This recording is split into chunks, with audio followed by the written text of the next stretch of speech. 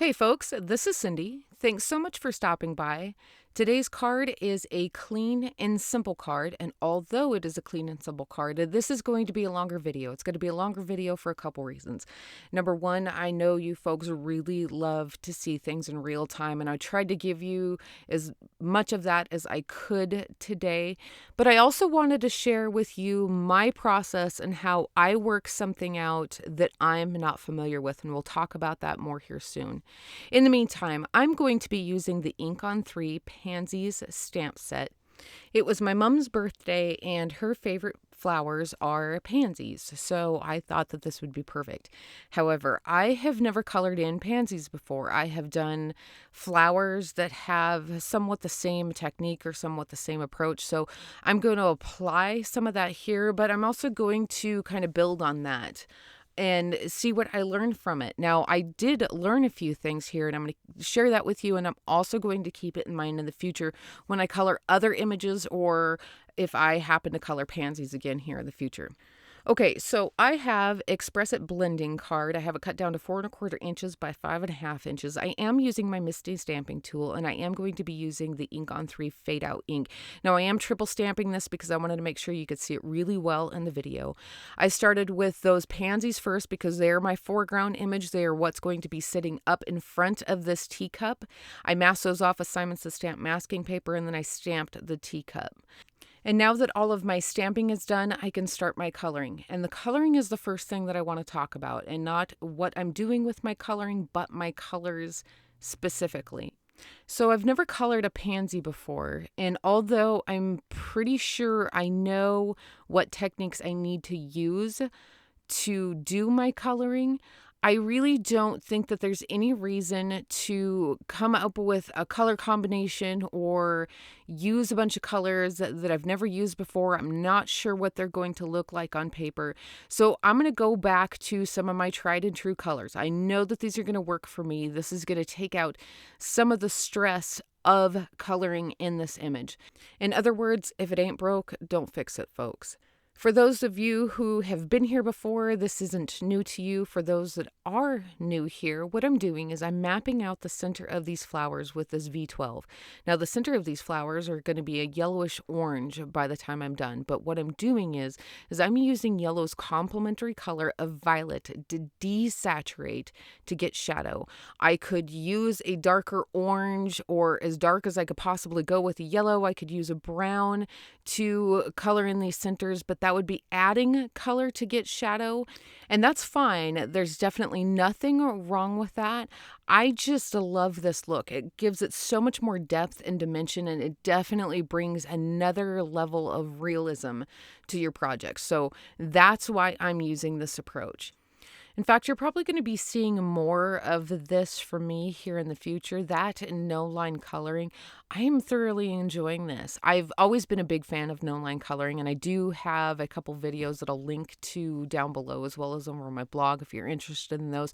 Those are a little bit more simple approach, but I am really loving expanding my knowledge and my ability to create more detailed images using no line coloring and using this particular technique with Copics and colored pencils. So hopefully you all enjoy that. I will try to bring in a little bit more simple things when I can, but I really want to also be able to share this with you guys as well. Okay, so I have this in real time for the moment because I want you guys to see a couple of things. The first thing is I'm going really slow. Like, I'm not speed coloring this at all. I'm allowing myself to work out what I want this to look like. So I'm taking a moment and allowing my eyes to take in that image and that shape before I put that marker down on the paper. The other thing is I don't want to go in with a heavy hand. So it's a whole lot easier to add color than it is to take it away. So I'm going in with just the tip of my marker, in most cases, adding just enough pressure to get those colors to blend together, and then I'm calling it good. If I need it to go back in and build it up, I can totally do that. So I colored in the center of those flowers with that V12, brought in a Y17, went directly over the top of that V12, then brought in a Y15 and brought it over the top of that Y17 and extended it out just a little bit more. And now I'm going to work from the tips of the petals towards the center of the petals. Now, here's the thing. So typically I start directly with my darkest shadow color and add in where my shadows are going to be. This time I didn't do that. I brought in my lightest color, which is my VO4, to map out where I wanted those shadows to go. Once I was happy with that, then I'm bringing in my darkest shadow color. I am using the VO9, and here is my first lesson on this image.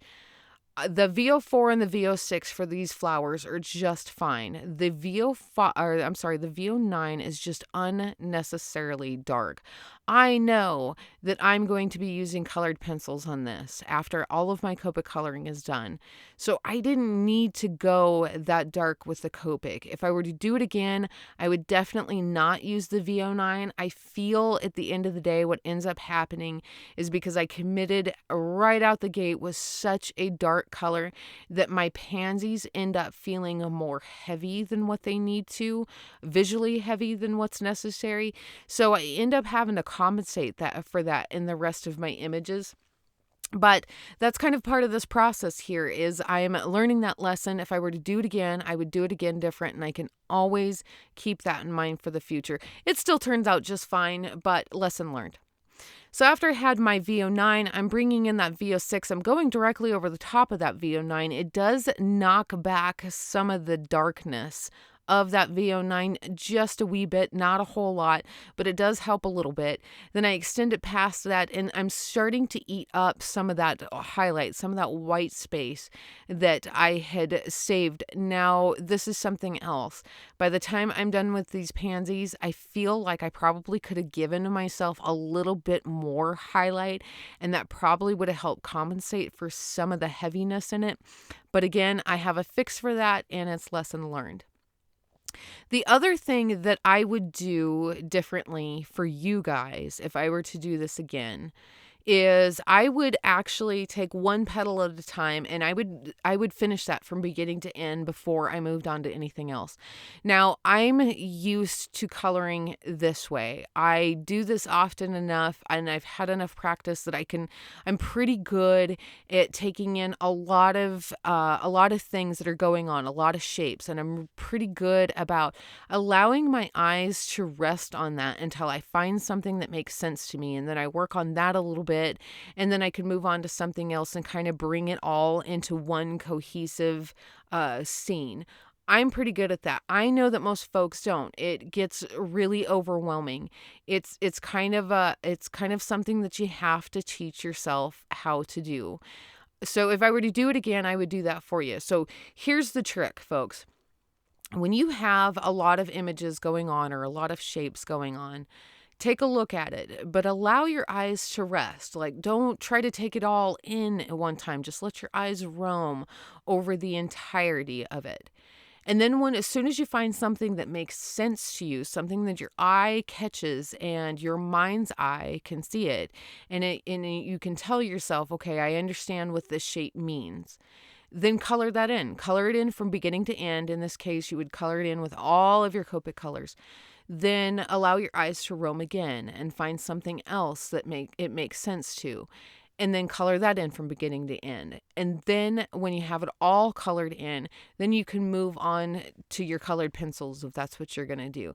It does help a bunch. So in this case, I have all of my pansies colored in now. They make more sense to the eye. I have more work that I'm going to do on them, but at least I have some shape to them. I've made sense out of them, and I can work on them from there. Here's another thing that I wanted you guys to see. So this is back to real time, and I will have some of the details on how I colored these in over on my blog if you're interested in that. But I wanted to talk about a few key things, not just exactly how I'm coloring it, but what I'm thinking while I'm coloring it and what I'm learning while I'm coloring this. So I want you to take a look at these leaves. Now, this one in particular, look how fat that is. It looks awful. I know it looks awful. That's fine. I don't need to scrap the whole thing. First off, it's just a tiny little leaf. It's not a big deal. It is sitting up front where it could potentially be noticeable, but that's fine. I'm not going to think about it right now. I know exactly what I can do to fix it. So I'm going to come back to that later. But I want you to keep in mind, because we're going to talk about that. In the meantime, I'm going to start bringing in my colored pencils here. Now, again, if I were to do this again, I would wait for all of my colored pencil work till after I had all of my Copic coloring done. I didn't. Do as I say, not as I do, folks. You should be coloring in the teacup at this point, not going in with colored pencils, but whatevs. I'm going to do it my way, apparently. Okay, so this is an indigo Prismacolor pencil. I'm using this color for a couple reasons. Number one, it was already sitting in front of me, so that was handy. Number two, I knew that it would work with these purples. So I have that VO9 in my shadow areas of this pansy already, which is a really dark purple. I didn't want to quite go that dark with my colored pencil. Now, the indigo is a dark colored pencil, but it's not quite as dark as that VO9. So I knew that I could bring in this indigo and it would complement that VO9. It wouldn't necessarily cover it up, but it would help compensate for it. It would definitely complement it. And I could work out some of those darker shadows that I had put in with that VO9, and it wouldn't be awful. Okay, so I had put down my first layer of indigo, and I kind of sped through that. And I sped through that one because I didn't feel like you could get a really good visual of what it is I was doing. My hand was kind of in the way most of the time. So now I'm bringing in that indigo blue again. And here's where I'm going to kind of darken some of that up, bring some of those lines out a little bit. But I want you to notice how slow I'm going. I cannot say this enough. If you've been here before, I'm sure you've heard this before. But honestly, folks, I cannot say this enough. Take it slow. That is the number one thing that will save your bacon every time you use colored pencils, and that is just go really slow. Now, as I'm coloring this out, again, I'm kind of coloring what I see in my mind's eye. I'm not using a visual reference. I probably should have, and I definitely could have. I'm not. I'm just kind of working this out on my own, and that's what I'm sharing with you guys today, right? Is how I work these things out. So I'm kind of skipping around all over the place. I'm adding it to where I think it needs to be. I'm extending some of those lines out where I think they need to be. And I definitely am keeping in mind the entire time that I need to have that light hand. Again, I can always add more, but it makes it that much harder to take it away. In fact, as I move along here, you'll see me bring in an eraser occasionally. I get a little heavy where I don't want it to, so I can bring in that eraser, erase those lines out. Now, here's my other lesson. So I'm adding in this indigo, and I definitely get carried away. I just told y'all to use a light hand, and I definitely do that. However, I kind of get ahead of myself, and I start thinking, well, I really want to add color here, and I do. But I'm not taking into account what I'm going to need to do later on down the road to compensate for that. So I still have all of this white space on this card panel, and I still have this teacup. Now, I hadn't made up my mind whether or not it's going to be ceramic or metal, but I'm definitely going to have to think about that when the time comes. But I'm not giving that any consideration, and that's my mistake. I don't need to focus on it, but I definitely need to keep that in the back of my mind. And I don't. So these flowers end up really heavy. And in some cases, right where my thumb was on my right hand there, that flower is that's sitting next to it, right there in the center. Those lines are really deep. They're really dark. I brought them out way too far. And it looks like that pansy, the top three petals of that pansy are popped up much more than what's necessary because there's all that dark underneath it. So lesson learned. In the future, if I were to do it again, I would definitely keep those strokes a whole lot shorter than what I did. Now, I did bring in a violet Prismacolor pencil while I was doing all that yakking, and I did bring those lines out a little bit more. And that violet is still pretty dark, but it's a wee bit lighter than that indigo. It's definitely an excellent complement for blending out that indigo. And I did go over the top of the indigo with it to kind of lighten that up just a wee bit. And then I brought in the Parma Violet over the top of that, as well as into that highlight. Now, here is my other lesson. I was so focused on trying to compensate for my mistake with that VO9 earlier that I wasn't paying attention to what I was doing with my other colors. And because of that, I've colored over the top of all of that Copic coloring. And really what you want to do is allow a good majority of that Copic to shine through these colored pencils. That's kind of the point behind this, is you're not just relying on all of that colored pencil work to make these images shine. Those Copic colors definitely add to that, and I've covered it all up. So if I were to do it again, I would definitely keep some of that in mind. Okay, so now I have the Blue Violet Lake, and I am adding the definition and the shadow to the center of those flowers with this. And I'm going right in there, up in where those top petals would overlap on the bottom petals. My pencil is nice and sharp. I'm going in with a light hand. You notice that I had that stamp set sitting right in front of me. I was using that as a visual aid to get that shape that I'm adding in right now. I'd kind of lost that a little bit when I had started Copic coloring in these flowers, and I'm adding that back in with my colored pencils.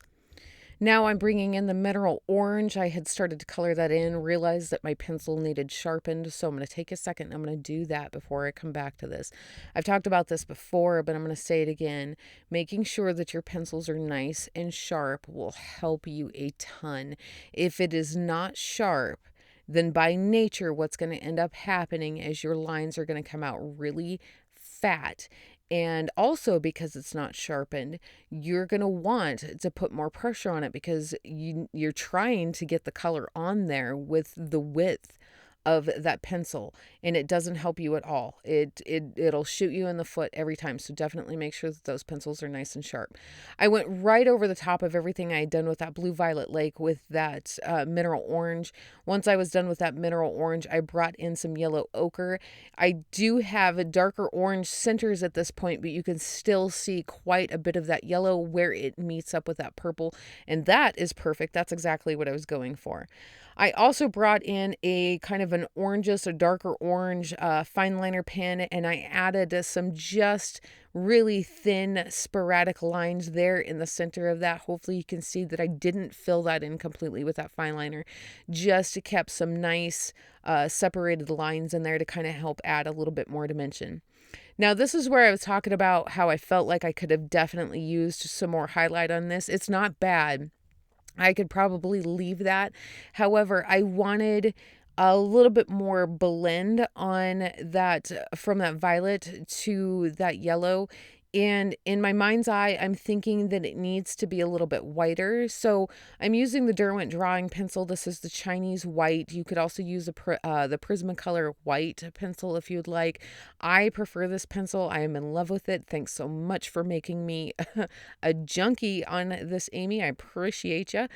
But I have been using this a lot lately because I like the opacity of it. I definitely feel like I get better results out of this. And it's really handy when I want to add those heavier highlights like I'm doing on this petal right here. I really want those to really stick up.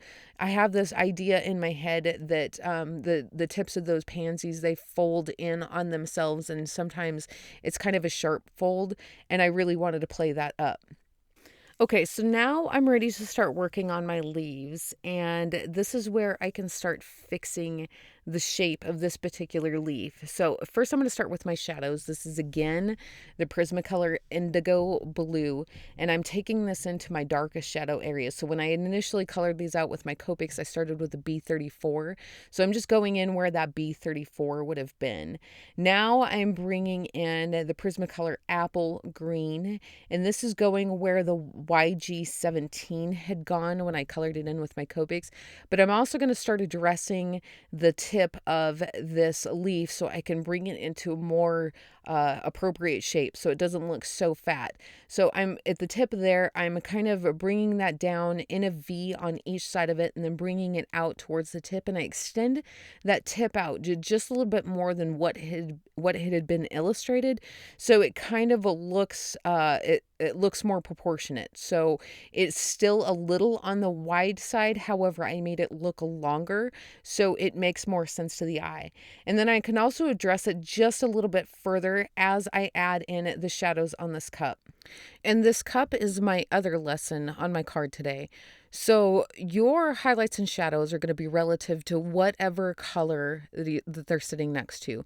So you could take one color and you can put it next to a lighter color and it's going to look dark compared to that.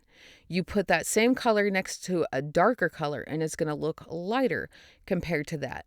So as I'm adding in the shadows on this, I'm not taking any of that into consideration. All I can see right now is that I have these heavy and dark pansies. Now, by nature, pansies are or can be dark flowers, but they're not necessarily heavier flowers. That's just how I colored them. So in my mind's eye, I'm seeing these dark, heavy pansies. I'm putting down this BV20 and I'm adding more of it. And all I can think is it's not dark enough. It's not nearly dark enough. So I'm adding way more than what I absolutely need to. And then also I bring in this BV23, which isn't a bad idea. However, I'm adding this and now I'm thinking, yes, this is dark enough.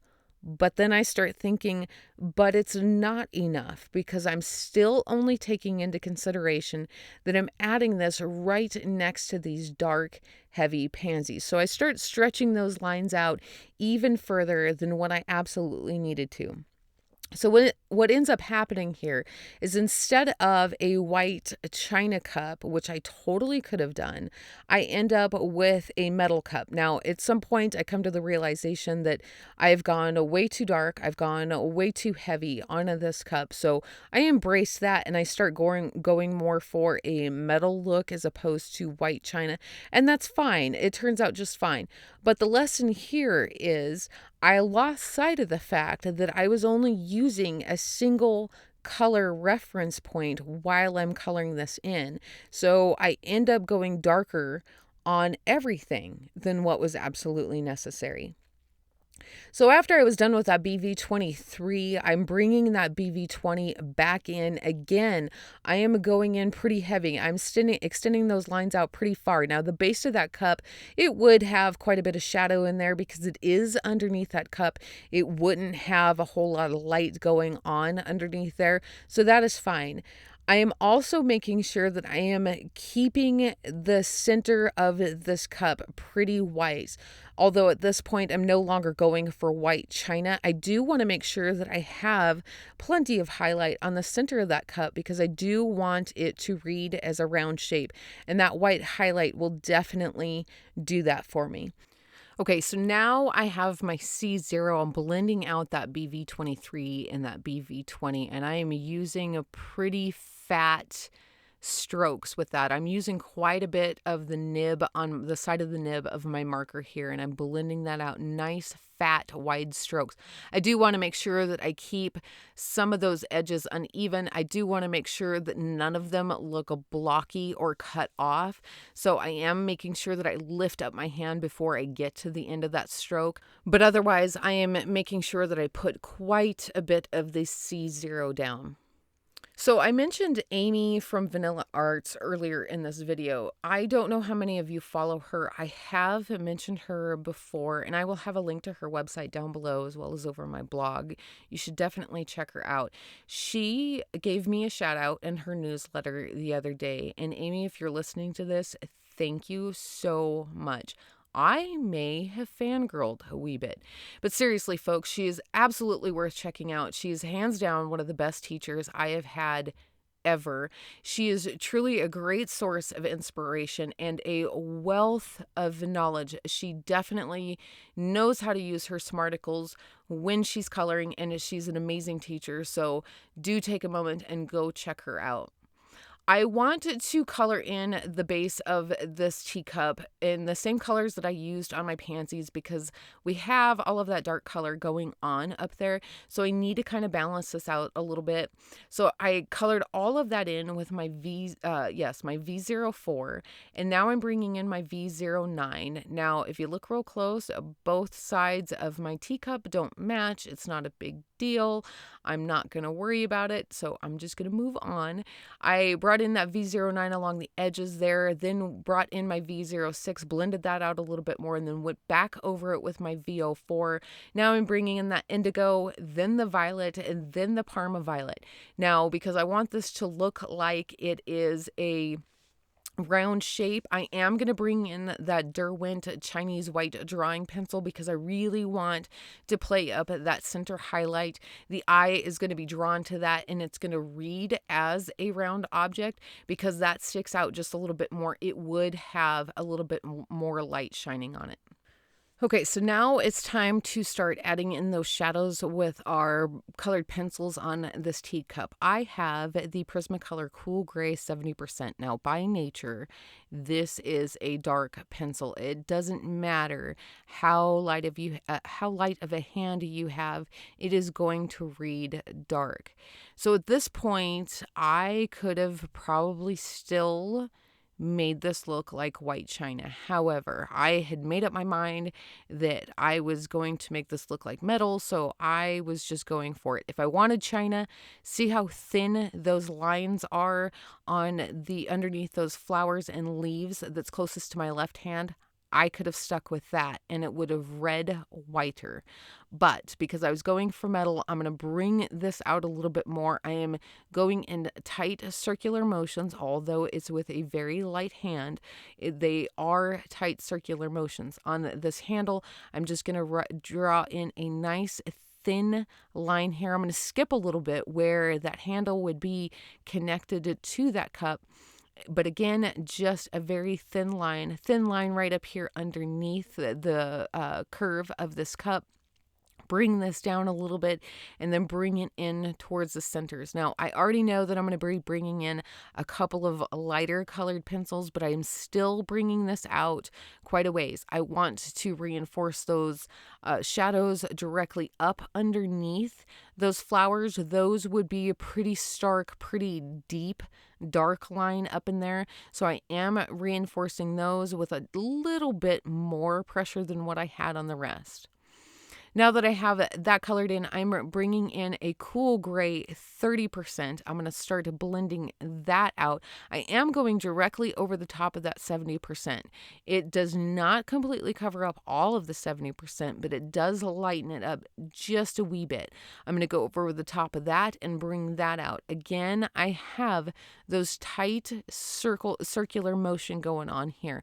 I want it to read a little bit more smooth than what it did with just the Copic coloring. So I'm going to speed this up. Again, folks, I really hope that I gave you enough real-time footage in this. I still needed to be able to keep it down in a more manageable video and be able to talk you through it. But I do hope that I gave you enough of an idea in what footage I did give you that you get an idea of what I'm doing here. So I'm going to blend this out even on the handle here. It might be a little hard to see, but in real life, I actually do have the edge of that handle that's furthest away from those flowers. That is still white paper. I definitely still want to keep that white paper there. I still have white paper in the center of this cup. I still have white paper in the center of the base of that cup, and that's super important. Now I'm bringing in the grayed lavender and I'm going right over the top of that 70% and the 30%, and I'm blending that out just a little bit more. The highlights that I had left around the very edges of the bottom curve of that cup, I'm going over that with the grayed lavender. I'm also going over just a little bit of that white paper I'd left. I'm still making sure that I leave some of that white paper on there. It's surprising to actually use a lavender over that, but it's amazing the results you get. Plus, you might even get a little bit of reflection of those flowers on to that metal. I didn't quite play that up as much as I could have in this, but that grayed lavender kind of gives a little bit of a nod to some colored reflection on a metal surface. I'm bringing in that Chinese white, and I'm basically just sketching right over the top of that, really loose, still leaving lots of white paper. And then I also want to reinforce some more of these highlights in my flowers here. I made sure to sharpen this pencil so I have a nice sharp point. I am going in with a fairly decent amount of pressure so some of those highlights read a little bit brighter, a little bit whiter, and they kind of stand out a little bit more, bring some of those shapes a little bit closer to the eye. Okay, so now I need to color in the center of these flowers. I started with just this yellow fine liner pen just to see what it would look like. It wasn't even close. So then I bring in the same pen that I had used to draw in those lines earlier on the center of the flower, and I just kind of sketch around the shape of those. Now at this point, that's probably the closest to what a real pansy looks like in real life, but for some reason I wasn't happy with it, so I brought in more of the pen, and then I wasn't happy with that, so I just said to heck with it and got out a black fine liner and colored him in and called it a day. So I know that I'm not going to be adding any embellishments to this, and I know that my sentiment on here is going to be pretty small, fairly simple, but I do need to make sure that I ground this. I don't want this to look like it's floating out there in outer space. I have a couple of options here. I could mask this off and do some ink blending and then a little bit of shadow work, make it look like a bigger scene. But the easiest way to do this is just to kind of sketch in your ground with your Copic markers. I'm using the BV23, BV20, and the C0. I started with that BV23 and I'm going directly up underneath the darkest areas there, which would be directly underneath where that handle is, where the cup itself sits. So some of those flowers are going to be sticking out enough. It's going to bring out some of that shadow even further yet. That leaf that's almost touching the ground there, that pansy that's hanging the furthest over there, those are going to have the darkest areas.